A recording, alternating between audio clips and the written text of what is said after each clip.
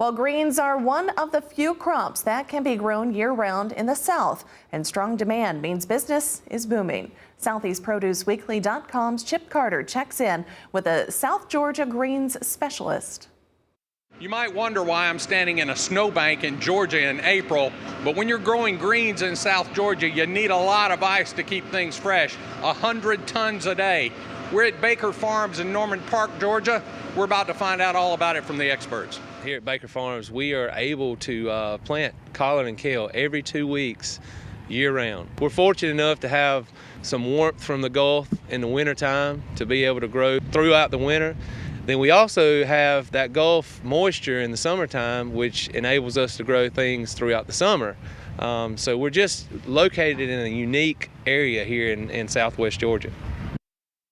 Over the years, gradually it got better and better, and acres increased, and like you say, my sons got involved, and they pushed harder than I did to make it grow. We got away from the peppers, eggplants, that type of stuff, and kind of started specializing in the green business. And it's something that you really need to specialize in because it has to be handled different, and it's just a different crop, and it's worked out well for us. Food safety is top of mind across the produce industry. When it comes to greens, it's even more critical since so many people eat them uncooked. You got to dress like a doctor just to go in the processing facility. My background is in medicine. I'm a family nurse practitioner, board certified. I did emergency medicine for 4 or 5 years. And then when we began to talk about going into the processing center, it's such a scientific-based operation. It intrigued me. And thus I came back into the business with the family, and since then have been extremely excited about it.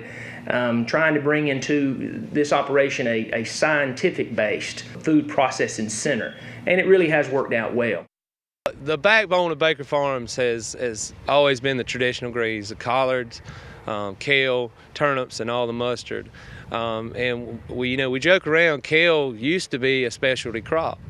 But with the success, with the healthiness of kale, the way that the consumer has reacted to the reports about nutrient density and all of those things that factor in, we've seen just astronomical growth in kale.